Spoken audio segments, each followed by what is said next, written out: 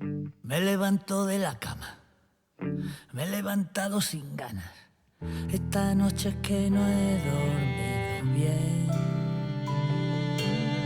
Y me he mirado en el espejo y no estaba allí mi reflejo. He debido de desaparecer. Noto que algo me falta hoy para ser, que me falta hoy para estar. Atención, oyentes eléctricos, estamos aquí en Alajuela, pero esta vez en las montañas de Alajuela. Les habla David Monge, acompañado de Baldo, por supuesto, y hoy con una invitada de lujo. Tenemos a la poeta, a la poeta Daniela Herrera. Ella nos va a estar contando un poco de su vida y de cómo el arte y la vida se relacionan en esta sinergia para hacer soportable el mundo. Entonces, sean todos y todas bienvenidas. Y Daniela, si nos puedes dar un saludo para los oyentes eléctricos. Para mí, principalmente todo esto significa un gran honor. No creo merecer este espacio, pero las revelaciones, si son tomadas en cuenta, no tienen por qué ser rechazadas, ni mucho menos. Y espero que lo que sea dicho acá no retorne al olvido, sino que también esté rebuscando en la memoria y que esté sonando como suena acá la brisa en Fraijanes, como golpean muchas cosas de las que vamos a hablar, de las que quizá en ningún otro espacio ni en ninguna otra circunstancia yo hable, pero que realmente agradezco mucho porque eh, instantes como estos de la plática, del lenguaje, son las que realmente humanizan y son las que realmente a mí me hacen sentir viva. Maravilloso, Daniela. Bueno, de Daniela podemos decir es una escritora que ha tenido una trayectoria, a pesar de ser tan joven, tiene 19 años y bueno, ya a Daniela le hicieron un mural en Alajuela donde reconocen su trayectoria, ha ganado el premio Lisímaco Chavarría en la categoría juvenil, ¿verdad? Y tiene un libro a su haber y esperamos pronto que ya venga el próximo libro, ¿verdad? En este espacio queremos conocer un poco más sobre la vida de Daniela, sobre cómo llegó a la poesía. Entonces, te agradeceríamos mucho que empezáramos por ahí. ¿Cómo fue que Daniela Herrera llegó a la poesía? Pues mira, si la poesía llegó a mí eh, con este acercamiento que tienen algunas cosas bellísimas que, que traen consigo mucho pasado y mucho dolor. Creo que la poesía llegó en un momento muy sombrío.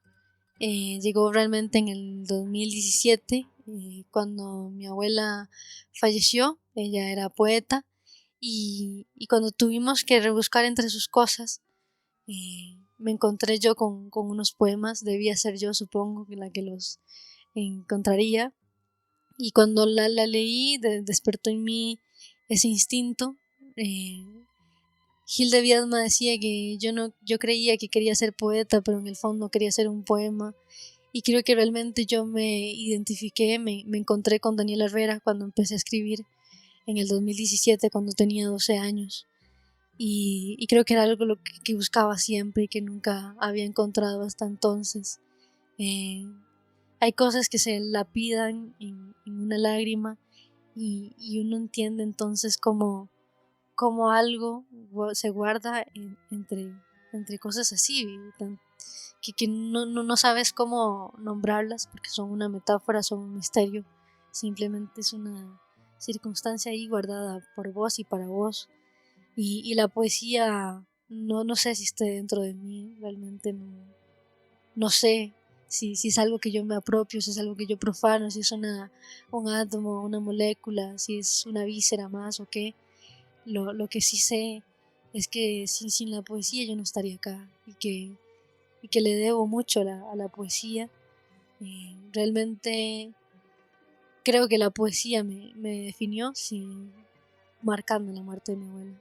O sea, imagínate que la poesía llegue a alguien a través de una muerte y que signifique eso en los poemas, y que signifique eso cuando escriba, y que signifique eso cuando me lea, y que signifique eso también cuando me nombran en Daniela Herrera, poeta.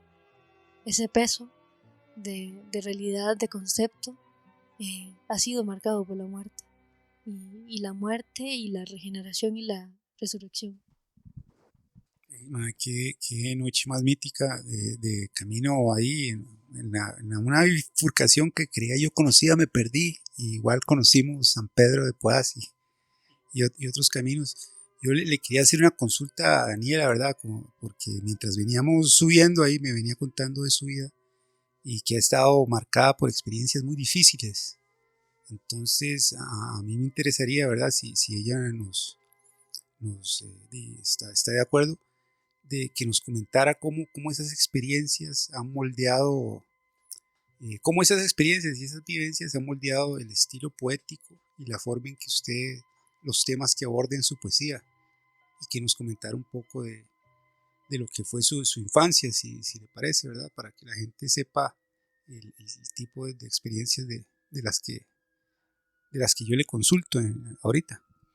Pues sí, mira, aprovechando que vos ahorita abrís este énfasis, aprovecho para leer un verso muy pequeño que yo escribí como en la introducción del próximo libro, que saldrá publicado a mediados de este año por Nueva York Poetry Press, y, y que dice así: muchas veces la luz ha asustado mi sombra y he cerrado los ojos ante ella hasta sentir que su acercamiento se disipe en mi propia bruma.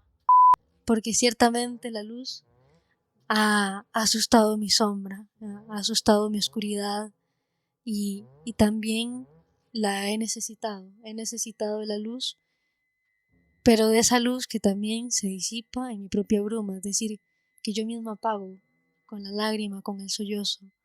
Y, y bueno, ciertamente es que la vida ha hecho lo que ha querido conmigo. Y bueno, esto serán revelaciones muy íntimas y que, como dije en un principio, posiblemente solamente en esta circunstancia y en este momento converse con esta sensibilidad y con esta franqueza de la que francamente, es decir, que yo no estoy acostumbrada. Y sí, bueno, me fui engendrada en un vientre que era para mí el mismísimo infierno, porque allí comenzó mi ruina. Yo nací el 8 de febrero del 2005 y mi progenitora se llamaba Jamie. Se llamaba porque no sé si ha muerto y porque yo prefiero el olvido. A veces es mejor pretender que algo no existe y estoy de acuerdo con eso y lo defiendo para quienes lo usen como recurso. Ella era una meretriz, se drogaba con lo que quería, con lo que podía, pero su bucle fue el alcohol. Le contaba a Baldo que yo nunca llegué a acordarme del rostro de la mujer que me engendró. O sea, si me preguntas si recuerdo si la contemplé y me acuerdo de sus ojos, te miento, no sé qué había en los ojos de ella, no sé las facciones de su mirada, no sé sus gestos, su semblante. Y eso es algo que a mí, que es como una herida abierta, porque mi mamá es una mujer maravillosa porque es la mujer que me adoptó, pero no puedo negar la verdad, no. Hubo un pasado, hubo un principio y hubo aquellos 9 meses, ¿verdad? Que era otra sangre, era otro afán. Rememorando con Baldo, no recuerdo el rostro de mi madre, pero siempre he tenido muy vívido un momento en el que mi progenitora estaba de espaldas, ella era pelirroja, teñida, morena, y estaba viéndose al espejo como arreglándose, y yo porfiaba en llamar su atención, y ella me dio un jalonazo en el hombro. Yo tenía en ese momento quizá 2 años y me lanzó y me encerró. Y se recordó en abrirme la puerta hasta al día siguiente o los 2 días, era mucho tiempo. Eh, y bueno, supongo que ella ya se había recuperado la resaca, ya había cobrado lo suyo, no sé. Pero, pero es lo único que me acuerdo de ella antes de que la policía llegara a los cuadros de Burral de Goicoechea, en donde yo estaba, porque ya los vecinos habían denunciado que nos habían visto calle por calle y basurero por basurero, rebuscando y preguntándole a cada transeúnte por migas, por comida. Eh, yo, a mí la policía me rescató en el 2009, cuando tenía 4 años, y de ahí fui trasladada con mis hermanos a una ONG que estaba con el PANI, que se llamaba Excelencia Familiar, y estaba ubicada en Los Coronados, para arriba. Y pues bueno, ahí comenzó una fase muy dura, que era la institucionalización, ¿verdad? Lo que es que un niño sea declarado en abandono y puesto como a subasta, porque aunque es un proceso bellísimo lo de la adopción, tampoco hay que romantizarlo. Ningún niño debe verse en un albergue como entregado al público, ¿verdad? Al mejor postor, porque prácticamente es quien tenga las características, ¿verdad? No es algo que vos como que estés a ver, que sea tu voluntad, que sea algo así como el amor. No, realmente no es eso. Hay mucho dolor detrás de lo que llamamos o lo que pretendemos conceptuar como la adopción. Y bueno, del 2009 al 2012 la pasé en ese albergue, en donde francamente hubieron muchos maltratos. Uno ahí dormía a las puertas del hambre, y también nunca sabías que no te podías fiar de nadie, que en cualquier momento te ultrajaban. Castigos, ¿verdad? Que nadie imagina. Ahí no había amor, no veía regalos.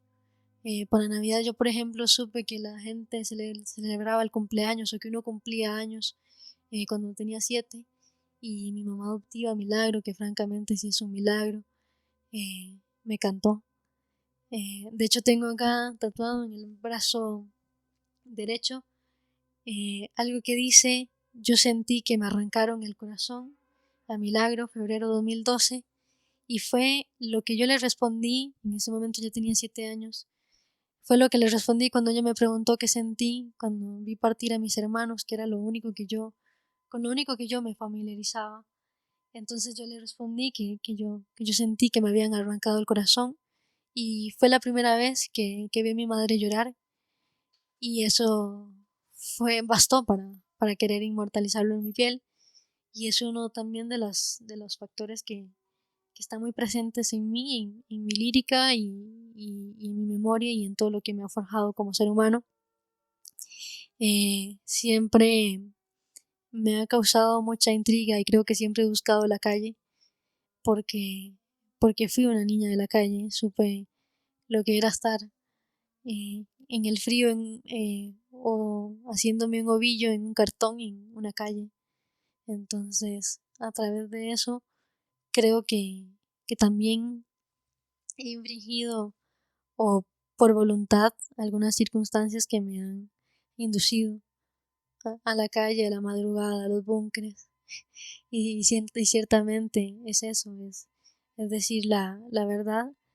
Yo no quiero que conozcan mi nombre, Daniela Herrera, como la poeta, porque aunque hago poesía, y si es que eso es lo que escribo, y me honra muchísimo, a veces no me reconozco en eso, sino que hay algo que todavía no me lo permite, no me reconozco cuando me llaman así, cuando me llaman la poeta.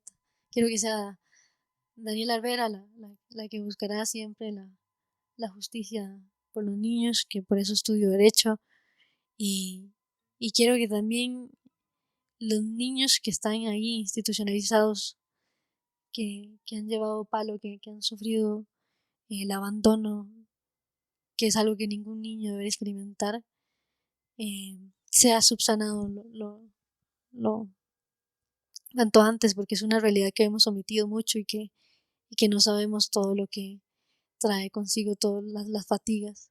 Por ejemplo, ahorita mismo tengo un hermano preso por una negligencia del PANI.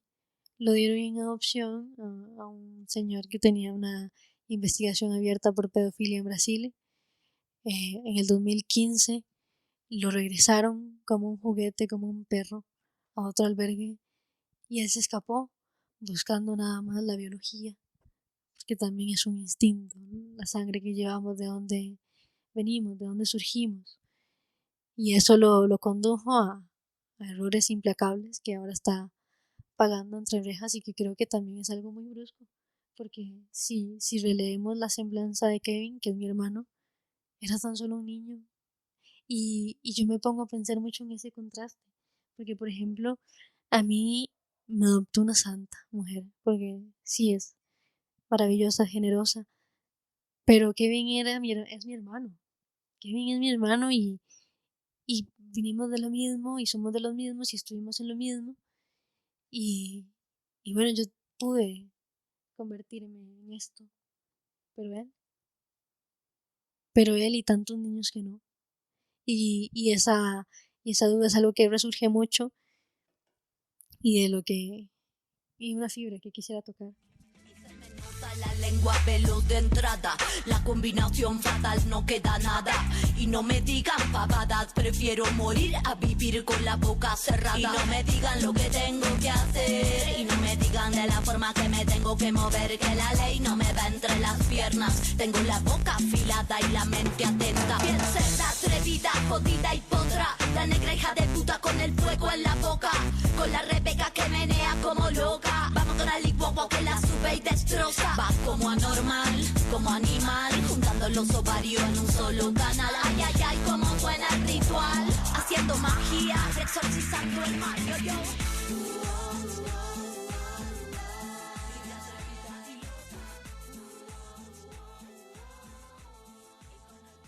Bueno, interesante, bueno, todo lo que nos ha hablado Daniela hasta el momento. Me recordó lo que dijiste de Kevin, cómo, cómo las instituciones no saben nuestra historia. Eso lo recupera muy bien Lars von Trier en Danzando en la Oscuridad. En esa película hace referencia a ese factor, cómo no saben nuestra historia y nos juzgan, ¿verdad? Entonces, en un mundo que es un mundo de injusticias, yo creo que esa es la primera madurez de un ser humano y es sorprendente bueno, vos lo has tenido que vivir en carne propia, ¿verdad? El mundo no es justo y en medio de esas injusticias, vos encontraste en el arte una manera de salir adelante y de expresarte, ¿verdad? Y de decir todo lo que tenías que decir, que eso es lo que hace un escritor. Un verdadero escritor lo que tiene es algo que decir y lo dice, y vos cumplís con esa máxima. Entonces, la verdad que para nosotros es un honor tenerte el día de hoy acá. Y bueno, comentanos un poco más en este proceso, por ejemplo, el proceso de adaptación con una nueva familia y por lo que veo, muy cercano fue el tema también de las artes en tu vida, ¿verdad?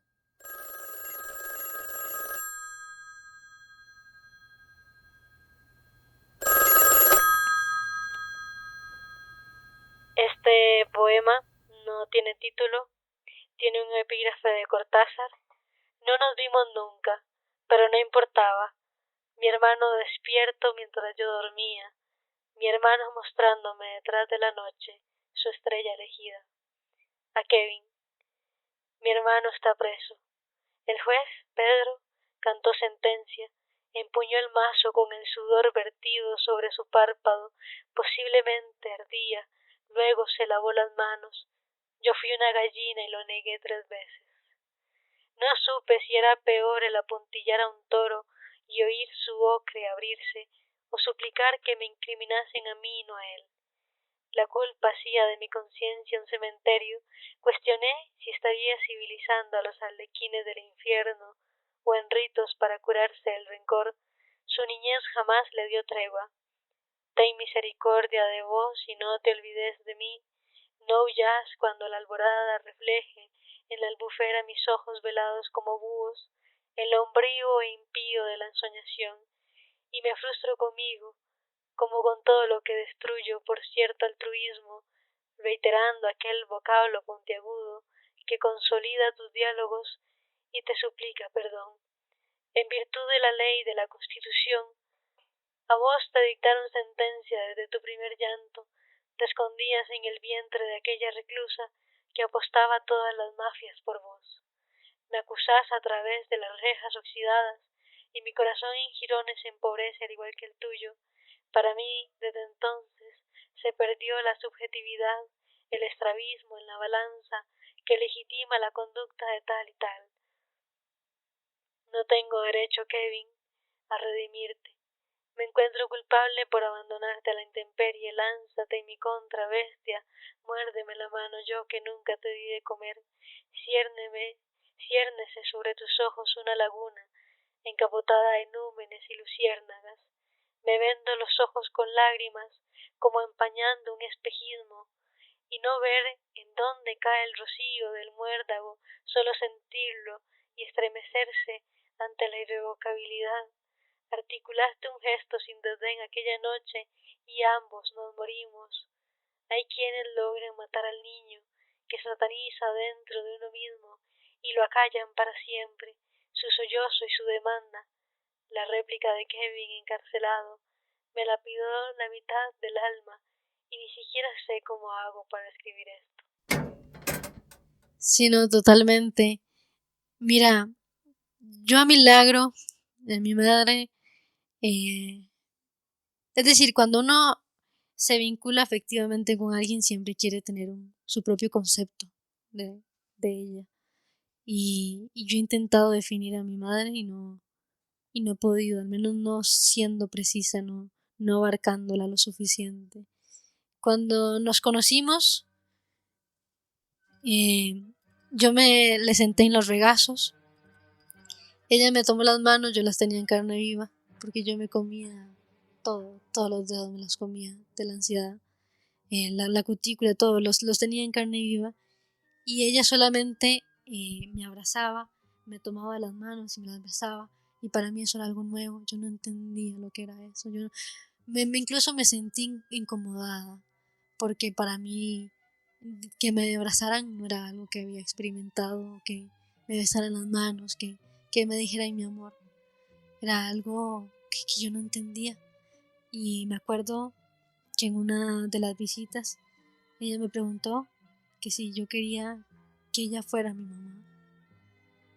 Y yo me acuerdo que yo nada más la vi, yo le estaba enseñando unas muñecas y salté y ya como pude, le dije que gracias, como que entre los saltos le decía que gracias, yo no sabía pronunciar la R, entonces como que siempre era gracias, gracias, y bueno, milagro fue ganándome y creo que yo a ella, y bueno, el 1 de febrero se hizo efectiva la adopción. De esa noche, la primera noche, me oriné desde desde la última arruga de la sábana hasta la última punta de mi pelo, o sea, estaba completamente miada. También es que bueno, venir de Corona a Alajuela es algo rudo, atmosféricamente hablando, y bueno, yo era una niña desde entonces también muy rebelde, con mucho carácter, y eso fue algo que con el tiempo fuimos manejando, porque cuando uno nace en la calle y cuando uno le toca estar en la calle, uno ciertamente desarrolla un instinto muy repulsivo y uno se vuelve muy a la defensiva. Por ejemplo, a mí no me podían decir nada ni nada porque ya inmediatamente mi carácter se transformaba. Creo que el salvajismo en el ser humano está muy presente, pero uno no sabe en qué medida está hasta que ve a un niño que se tiene que desenvolver en la calle. Eso creo que no lo dimensionamos hasta entonces. Y es que todos tenemos ese monstruo intrínseco, pero lo sacamos solamente en situaciones así como estas que nos exigen esa sensibilidad y ese filo y esa punta y tal.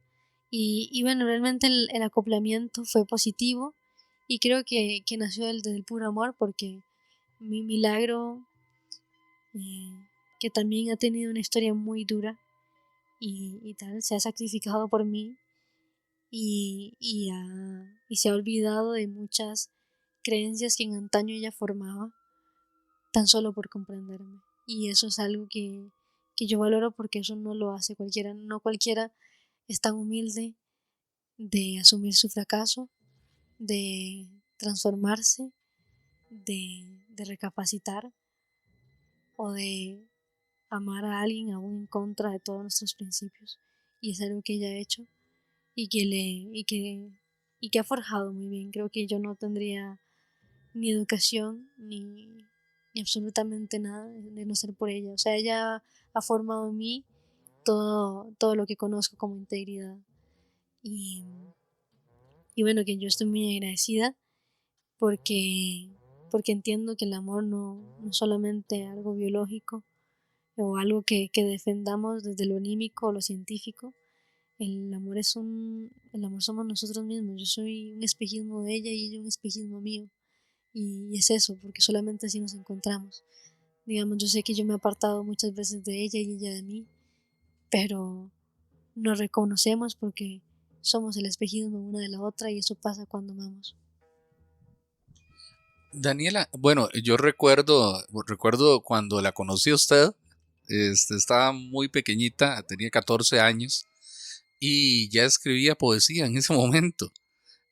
Me recuerdo que fue en la fábrica de poesía, una actividad muy bonita que se hace en Alajuela que organiza Alfredo Ulloa.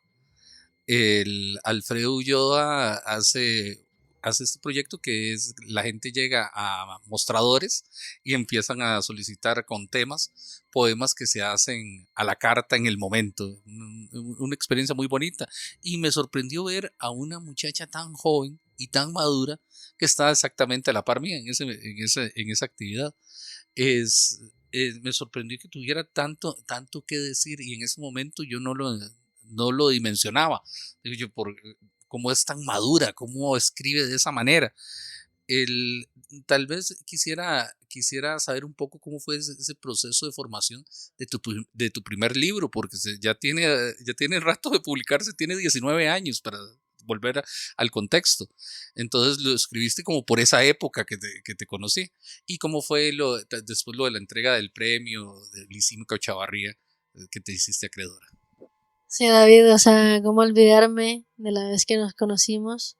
Me acuerdo que inmediatamente entré en confianza con vos, porque eso pasa también cuando queremos a alguien y cuando una persona está destinada para nuestra vida, nos reconocemos, es en ese instante que todo surge. Y sí, bueno, yo empecé a escribir en el 2017 con 12 años.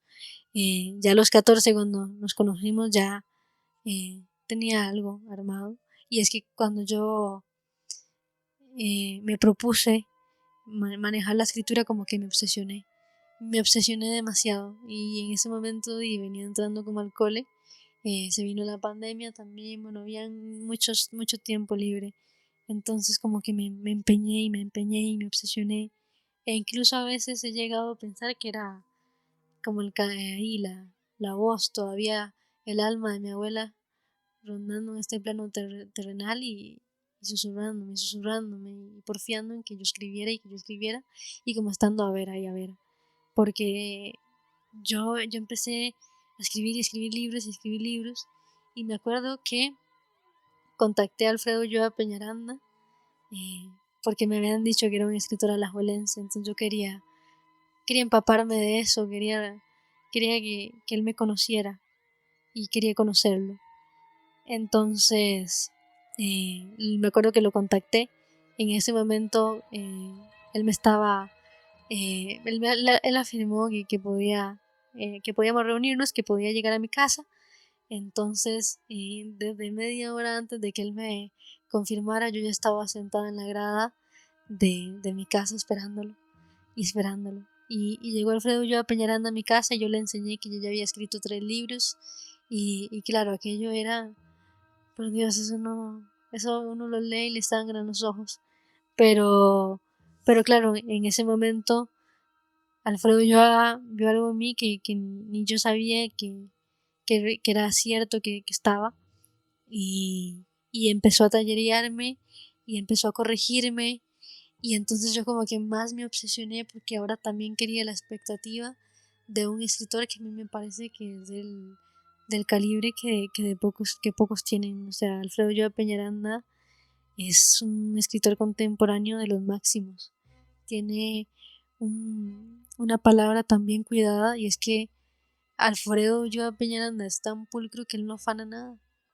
Es simplemente él y eso es algo que todos envidiamos porque es una carencia. Todos tenemos como esa soberbia y nos interfiere porque por eso también esa ansia de corregirnos, de ser los mejores, de aspirar más y más y más. Y es algo que Alfredo Ulloa Peñaranda no, él lo regula a su modo y listo. Entonces, por eso lo admiro tanto. La cosa es que él me apoyó y es a quien considero mi mayor mentor, no solamente en el área literaria, es a quien yo pongo las manos en la hoguera por Alfredo. Y así fue cuando me fui acercando al entorno literario. Él me presentó a varios escritores. Encuentra a David en esa fábrica de poemas, que me acuerdo que yo no iba como invitada en sí. Alfredo Ulloa Peñaranda me dijo, la fábrica de poemas empieza a las 2. Vos llegate como a las 12, una. Te espero en el Museo Juan Santa María. Entonces la cosa es que yo entré normal y él me trajo a Evelyn Poveda y para que ella me asignara un tema y yo escribirle un poema. Evelyn me habló del parque, entonces yo le armé una historia en el poema y se lo enseñé a Alfredo y a ambos se le encantaron y tal. Y Alfredo me puso otro reto y tal y me dijo nada más, entonces ve por tu casco, ve por todo. Y fue cuando yo sentí a David Monge a la par y yo dije, wow, lo estoy soñando. Y ahí, bueno, empezó poco a poco el céfiro rondándome, el céfiro artístico. Y fui buscando más y buscando más. Entonces ya me animaba a mandarle textos a las revistas literarias, algunas internacionales, y veía que conseguía apoyo. Entonces me obsesioné más en aprender. Entonces, aprovechando que se vino la pandemia y que surgieron muchos cursos libres a distancia, estudié en la Fundación Carolina, estudié con Claudia Capel, estudié con la Fundación Borgiana de España, que es como una asociación que se conectaba por Zoom y tallereábamos poemas. La cosa es que era lo que yo más consumía y consumía. Y creo que esta esfera de identidad que se fue formando con tanto sacrificio y con tanta constancia fue lo que hizo conocer a Daniela Herrera. Y es que ciertamente antes de que Daniela Herrera se conociera como poeta, era olvido, era rechazo, era abandono. Y creo que tal vez por eso, incluso ahora es que yo no soy capaz todavía, no tengo la facultad de reconocerme en los méritos literarios ni en los propios poemas, porque antes de eso todo era rechazo, todo era olvido.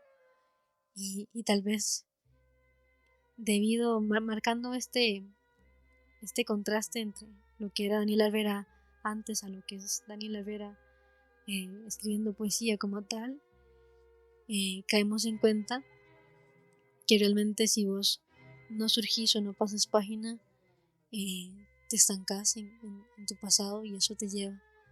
Y eso te lleva. Lo del premio Lisímaco Chavarría Palma fue con Vorágine, un libro al que le tengo mucho aprecio porque fue el libro con el que yo cambié o empecé el cambio de la lírica infantil a una lírica un poco más brusca y con un lenguaje más practicado, más moderado, ¿verdad? Que no buscase tampoco lo simplista ni lo excelso a la vez, sino que en esa búsqueda. Y Vorágine fue el fruto de muchísimas correcciones de manuscritos anteriores, y fue con el que yo realmente sentí que ya iba cambiando, transformando la lírica, que ya la iba, no era haciéndola más académica, porque la poesía no consta en ninguna teoría, pero sí iba corrigiéndola, porque todo poema se debe corregir, y ya iba entonces entendiendo la autocrítica. Y con Vorágine, que fue ya la resolución, me sentí animada, y como compensación, Alfredo Ulloa me sugirió enviarlo a ese concurso. Incluso yo la primera vez le decía que sí, que después lo iba a mandar. Yo todavía no me sentía del todo resignada, del todo asimilada, pero ya como a los 2 días de que cerrara el concurso, Alfredo Ulloa me volvió a preguntar, y yo dije: ha sido mi maestro, no puedo defraudarlo, tengo que intentarlo.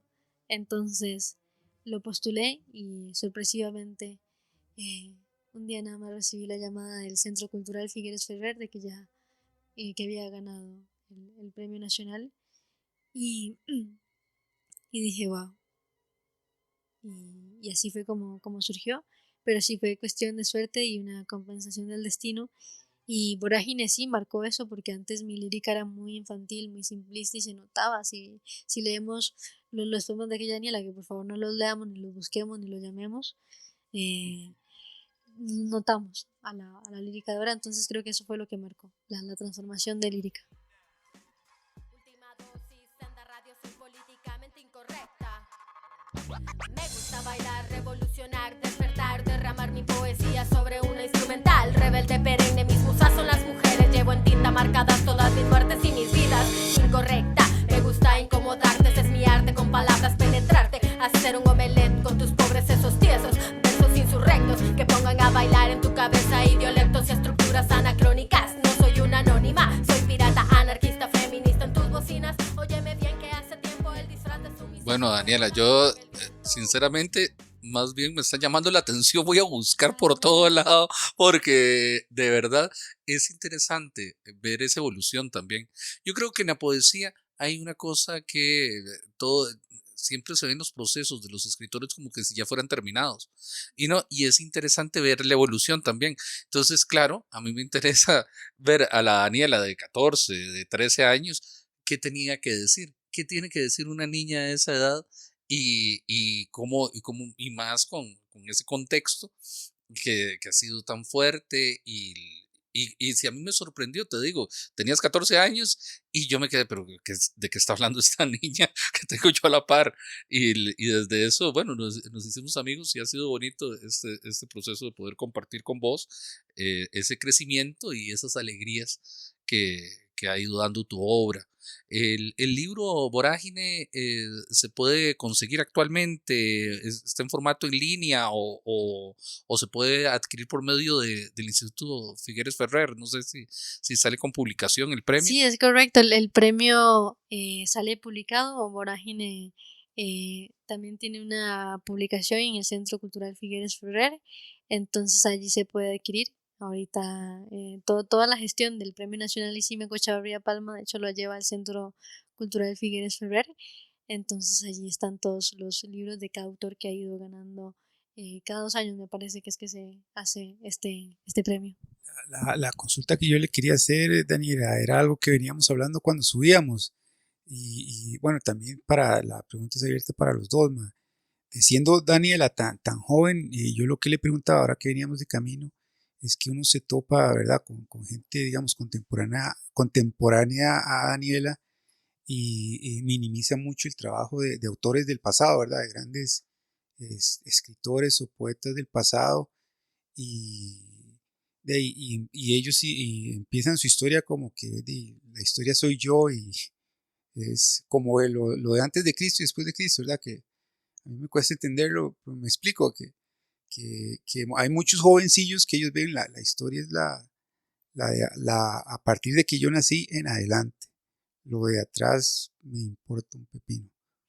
Y yo lo que les quería consultar, en especial a Daniela, ¿verdad? Y también David, que nos comente de si usted lo siente así, Daniela, o si usted ha notado eso en autores jóvenes, ¿verdad? Que no le dan el valor a otros grandes, ¿verdad?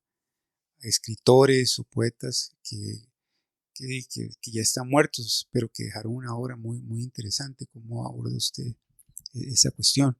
Sí, mira, muy bien. Yo creo que el asunto acá es realmente que no hay nada más, no hay nada que uno recele más que su concepción. Y el artista que pasa en esta creación constante y tal, se vuelve muy receloso y muy soberbio.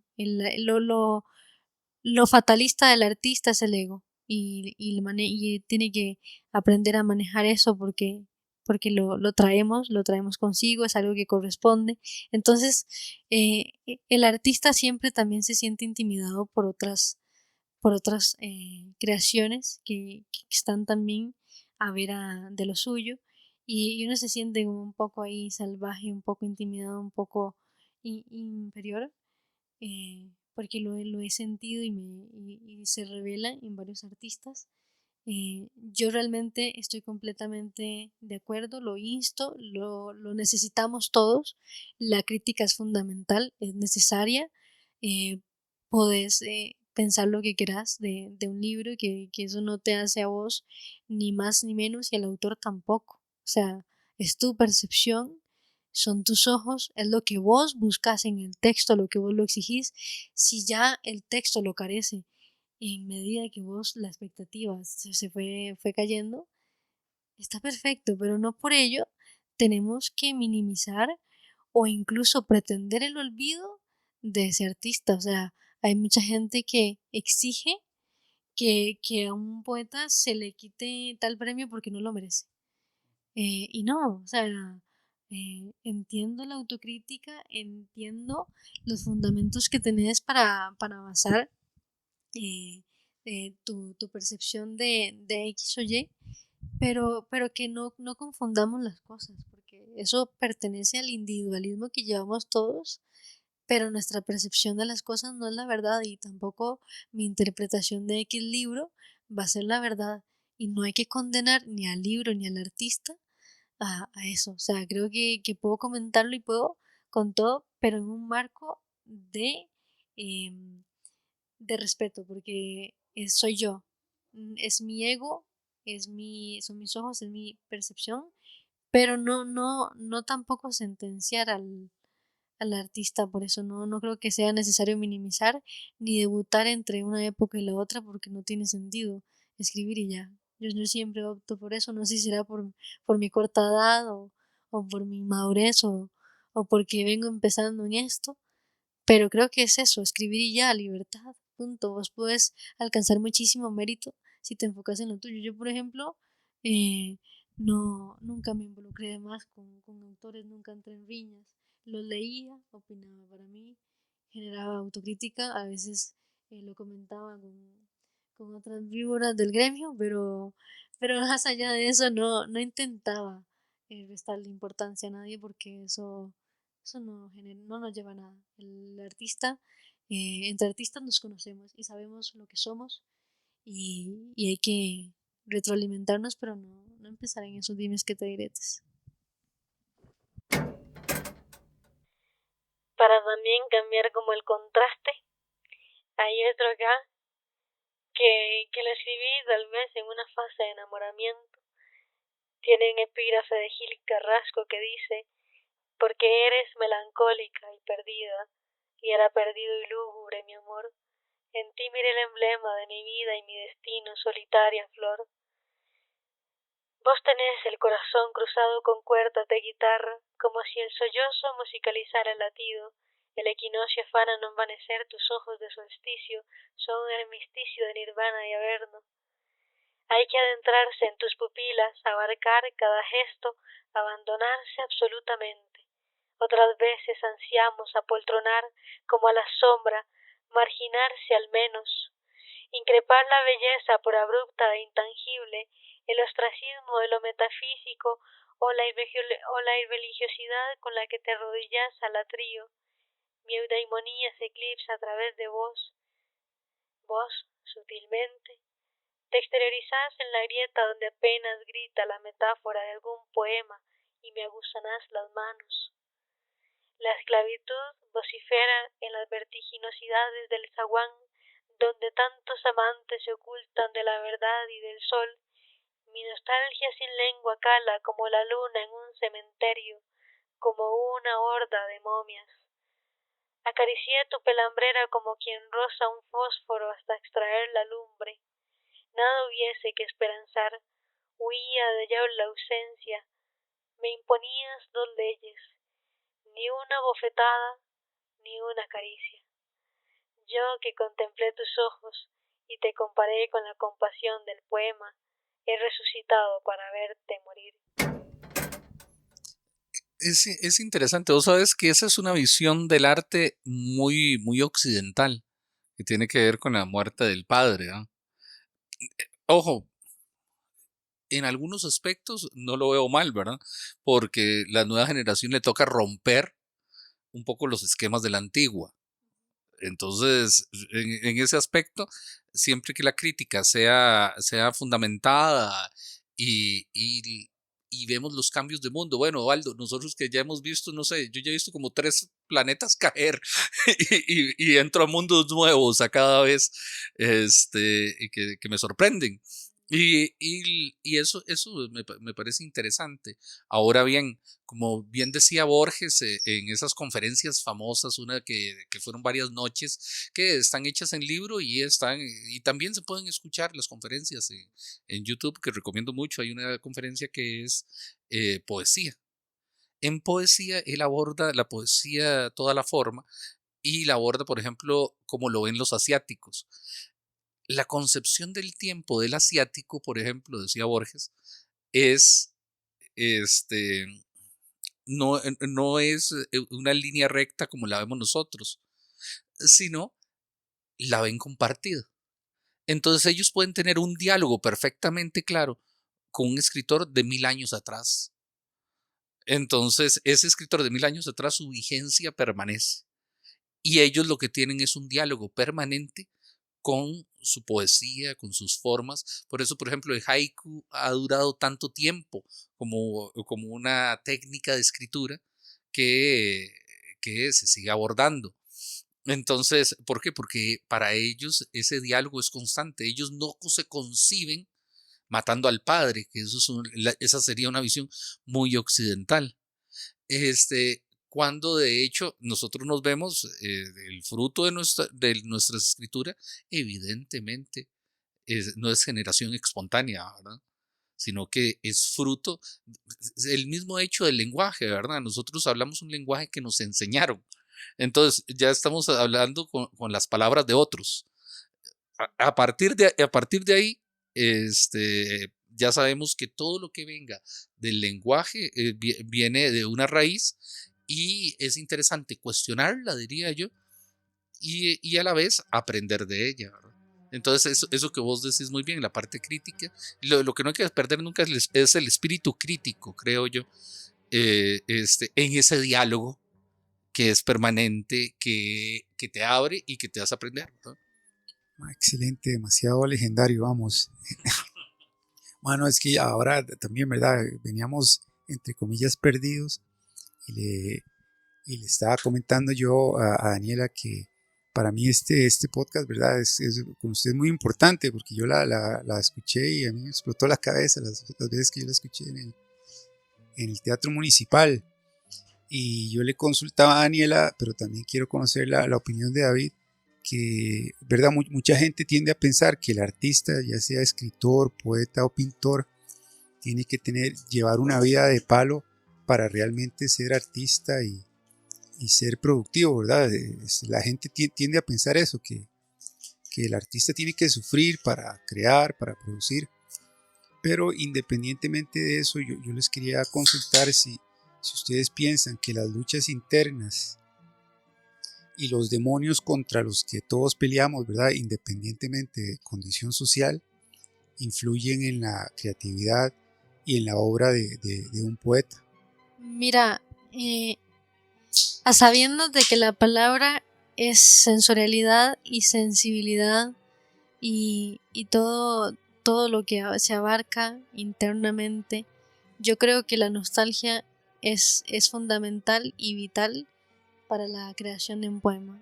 Creo que es realmente el órgano que está ahí y que no se puede operar un poema si no tiene ese corazón dolido. ¿Me entendés? Creo que nace de la cicatriz, se escribe en la grieta, hay que columpiarse en el vacío. Calamaro lo cantaba incluso. Dicen que para escribir es indispensable sufrir, cantaba Calamaro en tantas veces. Y Charly García, Intoxicados, Robe, que a mí me encanta escuchar Robe, decía lo mismo, que la poesía necesitaba ser sufrida para ser concebida. Y es que es eso, para mí la alegría, los momentos de satisfacción son demasiado efímeros y nos dejamos llevar por la euforia, cuando es esa misma euforia la que también te baja en un 2x3. Y además considero que en el dolor hay mucha belleza. Le decía a Baldo que el hecho de aguantar, que el alma aguante esa presión en la víscera, ese vacío que te deja constreñido por la carencia, y sentirlo, que el ser humano se haga casi que un ovillo, que solloce, que llore, que se consterne, que se sensibilice por el dolor. Creo que eso es lo más bello del ser humano, porque es la única fase, el único trasluz que tiene para demostrar que es cierto, que está vivo, que sufre. Cuando somos felices, no sé si a todos les pasa, solamente a mí, que soy una melancólica empedernida, pero cuando somos felices generalmente no es por un factor del todo nuestro o enteramente nuestro. Cuando somos felices, cuando nos sentimos así, con esa euforia, con toda esa emoción que a veces nos atrapa y nos enceguece, casi nunca es enteramente por nosotros. O sea, siempre hay un factor externo que nos la generó. Pero la nostalgia es del todo tuya. La nostalgia es algo que nace a partir de algo que vos viste o entendés como tuyo, y es por eso que te duele, porque ya es tuyo. Pero la euforia es tan efímera porque no es tuya, porque no la generas del todo vos, y puedes engañarte o puedes convencerte de que sí, que vos la creaste, que vos convenciste al cerebro que generara mucha dopamina porque wow, soy muy genial y porque escribo muy bien. Eso es mentira. Creo que el artista necesita del dolor porque el artista depende de la contemplación de sí mismo, que es su espejismo y es la sombra, y es el dolor. Bueno, yo creo que antes lo dije cuando estábamos hablando con Daniela. Salud, Daniela. Creo que el artista tiene que tener cosas que decir. Entonces, a alguien que no le pasa nada, es muy difícil que alguien, como decía el famoso Oscar Esquivel, alguien que no le ha dolido una muela, que no venga a hablarme de cuentos a mí. Entonces, exactamente, uno tiene que pasarle cosas y tiene que estar abierto a eso. Y yo creo que la parte artística está en tener eso. Vos lo dijiste muy bien, Daniela, es el tema de la contemplación. Entonces, tener ese ojo para capturar y entender de una manera diferente esos momentos, ¿verdad? Y poderlos transmitir. Entonces, bueno, en la poesía incluso se puede llegar a enseñar y es una técnica también, ¿verdad? Entonces uno podría decir que esa poesía, alguien puede escribir un poema, ahora que ese poema transmita, diga, y tenga esa dosis de autenticidad, yo creo que a uno le tienen que pasar cosas para tener que decir. Y lo difícil son esos 20 centímetros que hay entre la cabeza y el papel y la computadora y poderlos transmitir. Ahí es la técnica. Pero ese fondo vos lo creas a partir de la vida. Y por supuesto la vida es el poema, como vos decías antes también. Es muy importante acotar eso, de que uno puede vivir poéticamente también. Y vivir poéticamente es a partir de la autenticidad. Entonces es cuando uno se le van cayendo las caretas. Entonces esa desnudez que te invita a la contemplación es donde nace al menos el arte, que me parece interesante. Como te digo, un poema lo puede escribir cualquier persona que llega y bajo una técnica puede escribir un texto, así como muchos artistas plásticos pueden dibujar, pueden hacer una pintura de una planta, pero de ahí a que un paisaje te conmueva, tiene que haber pasado muchas cosas en medio, ¿verdad? Entonces, eso es la diferencia entre un paisaje de Van Gogh y un paisaje que le puedo hacer yo en un papel, ¿verdad? Entonces, para lograr lograr transmitir los sentimientos a partir de esas formas, por ejemplo. Entonces, eso pasa en el arte en general, me parece. Hay que haber tenido vida, hay que exponerse a la vida y hay que poder expresarlo a través de las formas artísticas que nosotros manejamos. Interesantísimo. Y recordando ahí conversaciones que traíamos Daniel y yo subiendo para acá, hay una anécdota con Freddie Mercury, que está Freddie Mercury vacacionando y se encuentra una señora y la señora quiere que Freddie Mercury le explique una canción, ¿verdad?, que él compuso. Y Freddie Mercury no quiere y la señora le dice: usted le escribió por esto, yo siento que la señora le da las razones por las cuales ella piensa que él escribe la canción, y Freddie Mercury no se la quiere explicar por grosero, sino que le dice a la señora: si usted vio todo eso en la canción, ahí está, ¿verdad? Para él, y él no era grosero, pero lo que dicen era, lo que trataban de decir, ¿verdad? Quienes contaban esta anécdota era como que Freddie Mercury, eso es un regalo para la gente, ¿verdad? Eso es, cada quien lo interpreta como quiere. Y yo cuento esta anécdota porque ahora subiendo para acá, Daniela nos decía de leer un texto pequeño y interpretarlo, así que es un ejercicio, ¿verdad?, en literatura y en poesía. Entonces, si lo tenía por ahí para hacer ese ejercicio, Daniela. Bueno, sí, yo le explicaba a Baldito que que yo estoy de acuerdo en que los poemas a veces no hay que explicarlos, pero hay ocasiones en las que el autor puede permitirse leer un poema de su autoría y referirse a él libremente, sin tapujos y ya sin exigencias sobre el poema, sin correcciones que hacer. Y es que este libro, que es el cuarto que voy a publicar, a mí duré 2 años en este libro, cuando los otros estaba acostumbrada a sacarlos en meses. Claro, obviamente no tenían, bueno, ya no tienen para mí valor, pero este sí, pues porque con este me desprendí yo de muchas soberbias, de muchos egos y de muchas cosas que yo le imputaba a la poesía y que la poesía definitivamente no tenía que hacer por mí. Entonces voy a leerlo por acá y solamente me un chance porque como lo estoy buscando en el PDF entonces puede que haga de las suyas. Dice: los delirios de un moribundo merecen ser cincelados en las tumbas para delimitar otros semblantes del lenguaje con cierto valor arqueológico, habitable solo en la memoria. En la correccional, Kevin dialoga que el interpretado dentro de un marco escénico quiere decir vivido desde el drama del monólogo, es absolutamente escéptico. ¿Quién creería esta historia?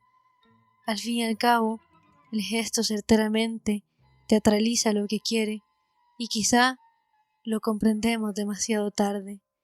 Los moribundos no son precisamente los que dependen de una sonda o simplemente entraron en coma. Va más allá. Hay moribundos conscientes que la vida no es del todo factible y optan por librarse de la hipocresía, del rigor fingido, de vivir por vivir. Es necesario institucionalizarse en el infierno, ignorar si es o no contraproducente.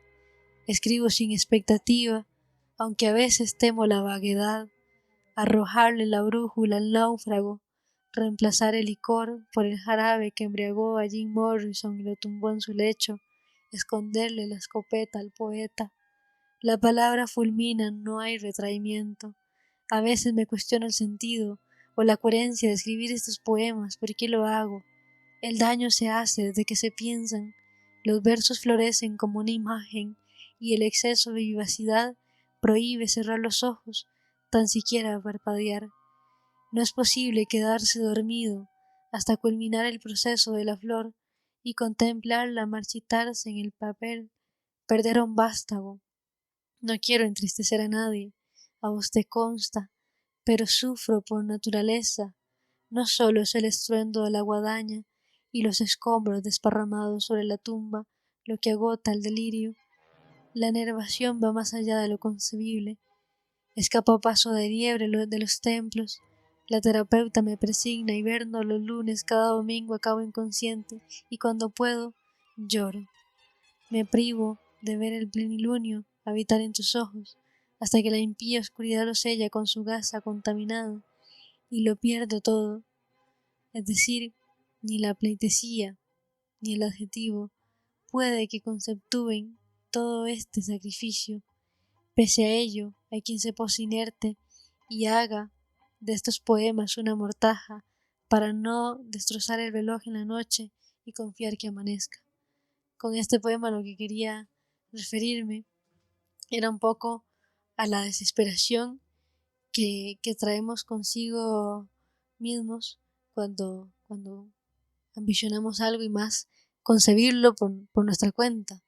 Ese peso de realidad e incluso de ansia que te carcome, que te constriñe, que te compunge. Creo que eso es algo que está muy interno y que está muy envenenado, se podría decir, muy suministrado en las vísceras del artista, y creo que ese es el empeño que caracteriza y lo que nos hace tener esta reputación un poco, la verdad es que honorable el hecho de que te llamen artista, y es por todo esto, porque el peso se siente, porque sentir no es para cualquiera. A ver, y ahora el ejercicio interpretativo. Vamos a hacer una hermenéutica aquí con el texto de Daniela. Es interesante, por otra parte, y eso lo invito a la gente en la casa a que se tome ese tiempo. Es un texto como este, es un bonito ejercicio interpretarlo cada quien a su manera, ¿verdad? Es bonito ver la intención del artista, por ejemplo, ahora que Daniela nos dijo cuál fue su intencionalidad dentro del texto. Pero al final, por eso también defiende que no es necesario explicarlos, porque un texto, un poema en este caso, es lenguaje, y como lenguaje sujeto a interpretación. Entonces, ¿qué dice ese poema? Para cada uno es el que hace el verdadero acto poético, que es cuando el otro interpreta. Entonces, por eso es fundamental darle ese espacio de interpretación al otro. En este sentido, me llamó mucho la atención las imágenes de autenticidad que estás buscando ahí. Por ejemplo, el moribundo y cuando dice que deberían poner esos últimos delirios y que los encuentren los arqueólogos, por supuesto, porque esa es la verdad, esa es la parte auténtica de ese ser, porque se está viendo frente a la muerte. Entonces es quizá la cosa más auténtica que va a decir en su vida.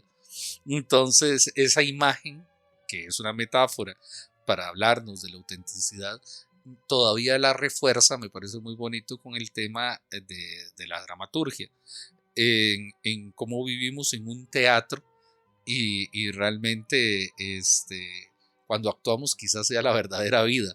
Eso es lo que hablaba Artaud, por ejemplo, en el libro El teatro y su doble. Artaud nos planteaba de que el teatro era la verdadera vida, es la parte más real y por eso es la parte más auténtica. Y su reverso era la vida. Entonces, más bien, somos más auténticos cuando estamos, cuando salimos y actuamos y nos metemos en esa dramaturgia diferente, ¿verdad? Que es interpretarnos a nosotros mismos. Y nosotros hacemos ese ejercicio de interpretación a diario. Entonces dice mucho más de nosotros como metáfora que como realidad, ¿verdad? Entonces me pareció muy bonito ese reforzamiento que el poema tiene diferentes tiempos, ¿verdad? Como lo sentí, que era ese arranque desde la autenticidad, desde el entorno donde nos estamos desenvolviendo y cómo encontrarse a sí mismo a partir de eso. Así que eso es un texto sin duda existencialista que nos interpreta, es la búsqueda de sentido en medio de verse de cara contra la muerte, que lo trae esa imagen desde el principio del texto, ¿verdad? Entonces, por supuesto, la ansiedad, por supuesto que esos vacíos existenciales generan cuestionamientos constantes, generan ansiedad, generan todo lo que dijo Daniela, y para un artista verse enfrente a esa sensibilidad, ¿verdad?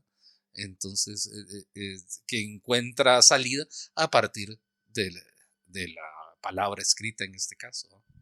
Este otro, para despedirme y agradecer, conmovida y con el corazón abierto, este espacio y que mi voz haya sido tomada en cuenta, es algo que definitivamente me impulsa y que me hace creer una vez más en todo esto.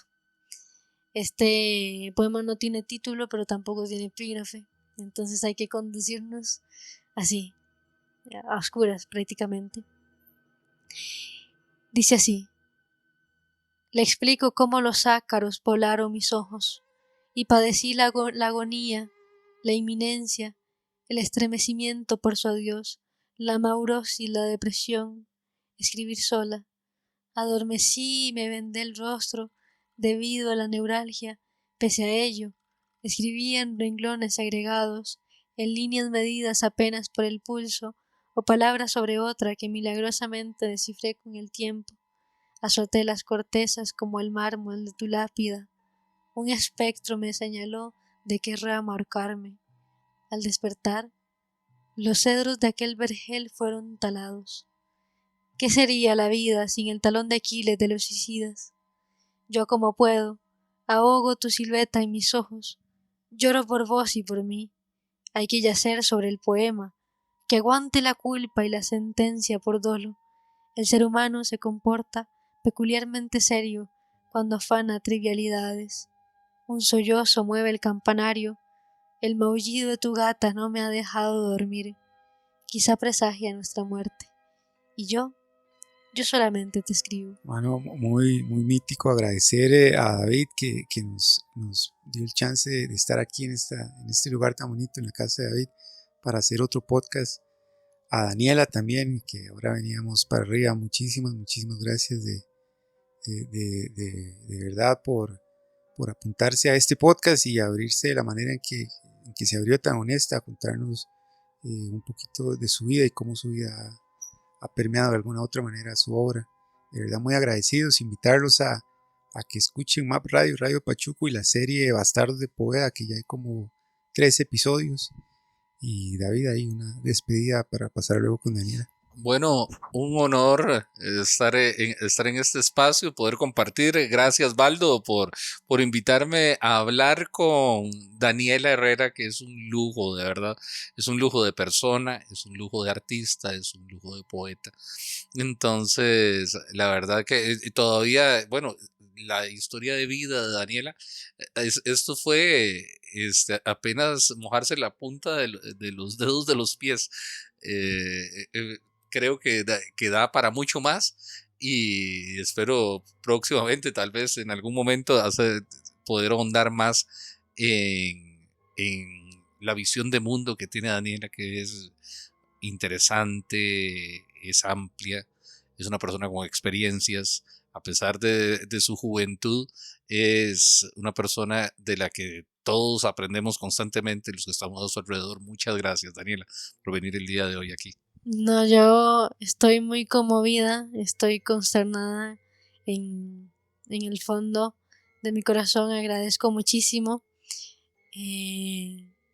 todo eso que me dicen, espero merecerlo, porque, porque bueno, me